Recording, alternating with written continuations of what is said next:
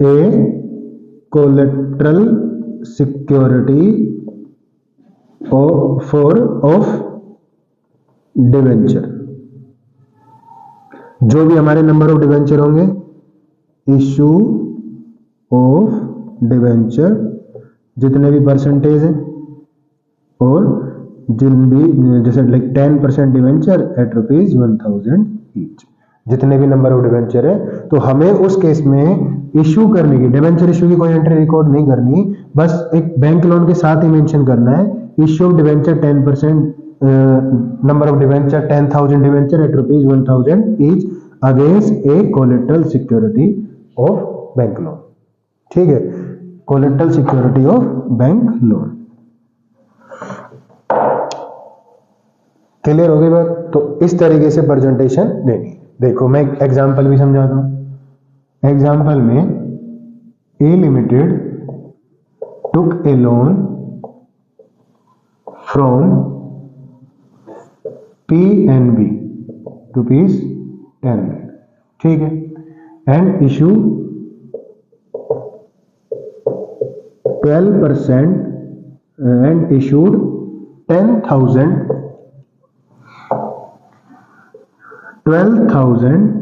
10% debenture at ₹100 each as collateral security. No entry made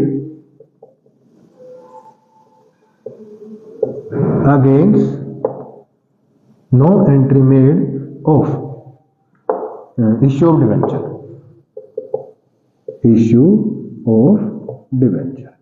ठीक है, तो हमें यह भी बताया है कि डिवेंचर हम कोलेटरल सिक्योरिटी के अगेंस्ट इशू कर रहे हैं। हमें यह भी बताया गया है कि हमने बैंक लोन कितने का लिया है, और यह भी बताया जा रहा है कि हमें इशू ऑफ डिवेंचर की एंट्री रिकॉर्ड करनी है या नहीं करनी। When entry was not made, issue of debenture entry. तो उस केस में देखो भाई, हमें पहले तो एंट्री क्या रिकॉर्ड करनी है, लोन टेकन फ्रॉम बैंक। तो हमने बैंक से लोन कितने रुपए का लिया है, 10 लाख रुपए का। तो bank account debit 10 lakh to bank loan 10 lakh. ठीक है, अब हमारे पास प्रेजेंटेशन है कि बैलेंस शीट की, क्योंकि दूसरी एंट्री इशू ऑफ डिवेंचर की तो हम रिकॉर्ड ही नहीं करते, तो हम बैंक लोन में अमाउंट जो है वो रिकॉर्ड करेंगे कितने से, 10 लाख से, 10,003। ठीक है, और यहां पे मैं मेंशन करूंगा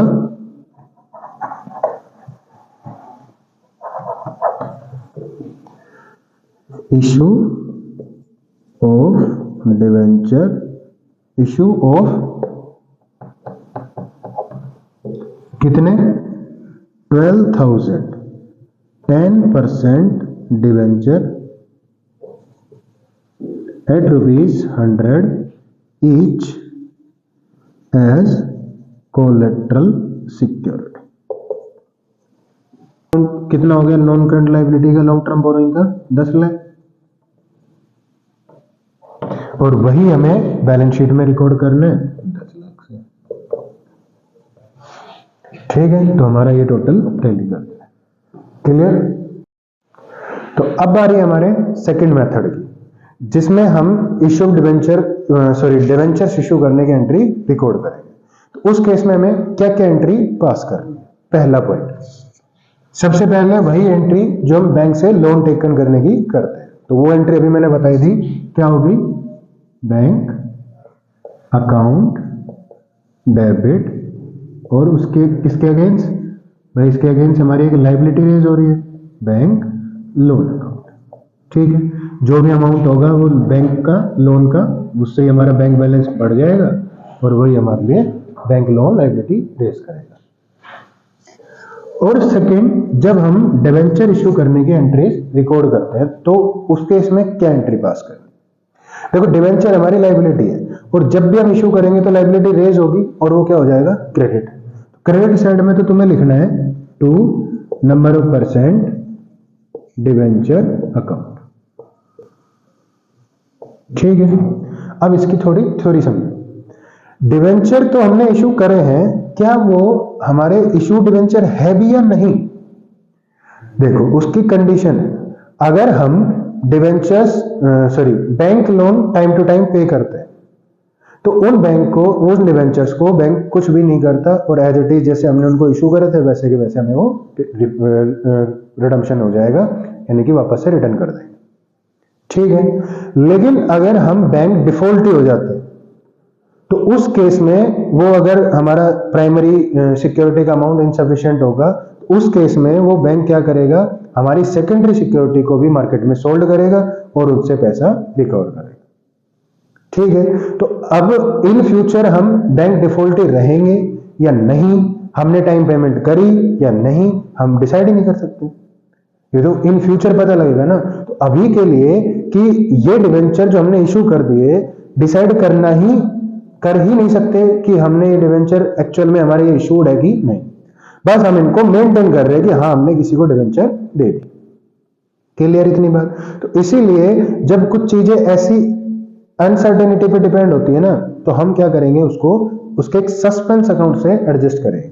तो मैं यहाँ पे डेबिट में रिकॉर्ड करूंगा डिवेंचर सस्पेंस अकाउंट, जो भी अमाउंट से हम उन डिवेंचर्स को डेबिट कर देंगे, जो भी अमाउंट से हम उनको इशू कर रहे हैं। क्लियर होगी बात? अब हमारी प्रेजेंटेशन में थोड़ा सा चेंज आएगा, वही एंट्री हमें रिकॉर्ड करनी है, debenture issue against as a collateral security. ठीक है, तो बैलेंस शीट में इसकी क्या प्रेजेंटेशन होगी? सबसे पहले वही इक्विटी शेयर लायबिलिटी, उसमें शेयर होल्डर फंड जो कि अभी यूजलेस है, और दूसरे नंबर पे आएगा non current liability. Non current liability में भी नंबर 1 जिसमें हम मेंशन कर रहे हैं लॉन्ग टर्म बोरोइंग्स। बोरो मतलब जो भी हमने पैसा उधार लिया है, डेब्ट, उसमें अमाउंट होगा जो भी हमने उसको नोट्स टू अकाउंट में क्या करेंगे, डिसाइड करेंगे। नोट्स टू अकाउंट यानी कि नोट नंबर 1, उसके लिए मैंने एक वर्किंग नोट तैयार किया नोट्स टू अकाउंट का। यहाँ पे मेंशन करा मैंने कि मैं एक नंबर के लिए क्या डिफाइन कर रहा हूँ, यहाँ पे डिस्क्लोज कर रहा हूँ long term borrowings. Long term borrowings में क्या क्या है, देखो हमारी लायबिलिटी क्या क्या है। एक तो लायबिलिटी हमारी बैंक लोन की और एक लायबिलिटी हमारे डिवेंचर्स की। तो मैं मेंशन करूंगा बैंक लोन, जो भी अमाउंट होगा वो अमाउंट कॉलम में मैं रिकॉर्ड कर दूंगा। फिर हमारी एक लायबिलिटी है, अज्यूम करते हैं 10% डिवेंचर, ठीक है, और उसको एडजस्ट करने के लिए मैं इनर कॉलम यूज कर रहा हूं उसको रिप्रेजेंट करने के लिए। ठीक है, लेकिन इन्हीं डिवेंचर के अगेंस्ट एक डेबिट बैलेंस भी है जिनका नाम है डिवेंचर सस्पेंस अकाउंट। तो जब भी हम लायबिलिटी साइड में यानी कि क्रेडिट जो हमारे अमाउंट्स होते हैं उसमें डेबिट अमाउंट जब भी शो करूंगा तो वो अमाउंट कैसा दिखेगा, नेगेटिव। मैं यहां पे लेस कर दूंगा डिवेंचर सस्पेंस अकाउंट। वो सेम अमाउंट से डेबिट हुआ था तो यहाँ पे भी सेम अमाउंट से लेस हो जाएगा और इनका इफेक्ट हमारा होगा 0 और नेट अमाउंट हमारा आ जाएगा जो भी वो लायबिलिटी बैंक लोन की होगी और उसी को हम यहाँ पे बैलेंस शीट में रिकॉर्ड कर देंगे। एक एग्जांपल से समझते हैं। जैसे हमने अभी कंसीडर किया था A limited took a loan from PNB bank ₹10 lakh and issued 12,000 10% debenture. एक कितने के, 100 रुपए के। ठीक है, तो हम एक एग्जांपल कंसीडर करते हैं, उससे समझेंगे। A Limited took a loan from PNB Bank ₹10 lakh, issue some primary security against a loan and issue 12,000 10% debenture at ₹100 each as a collateral security। भाई बैंक ना, हमारी जो कंपनी है लिमिटेड बैंक से लोन ले रही है 10 लाख रुपए का पीएनबी से और उसके अगेंस्ट हम कुछ प्राइमरी भी इशू कर रहे हैं और कुछ सेकेंडरी भी, जिसमें हम इशू कर रहे हैं 12% 10% डिवेंचर, 12,000 10% डिवेंचर, जो एक की कीमत कितनी है, फेस वैल्यू 100। देखो, तो सबसे पहले क्या करो, बैंक से लोन लो। तो मैंने बताया था कि जब भी हम बैंक से लोन लेंगे तो पैसा आएगा। कितने रुपए का लोन ले रहे हैं, 10 लाख का। तो हमारी बैंक के लोन की लायबिलिटी भी कितने से रेज होगी, 10 लाख। फिर हम उसके अगेंस्ट कोई डिवेंचर इशू कर रहे हैं, कितने परसेंट वाले, 10% डिवेंचर। कितने रुपए के, देखो एक डिवेंचर कितने डिवेंचर इशू कर रहे हैं, 12,000। एक की कीमत कितनी है, 100। तो हमारे पास कितने के डिवेंचर इशू हो गए, 12 लाख के। और जैसा कि मैंने बताया था कि यही सेम अमाउंट हम सस्पेंस में क्या कर देंगे, डेबिट कर देंगे और रिकॉर्ड कर देंगे इसको 12 लाख। तो हमारी एंट्री बनेगी debenture suspense account debit 12 lakh to 10% debenture account 12 lakh. Clear इतना?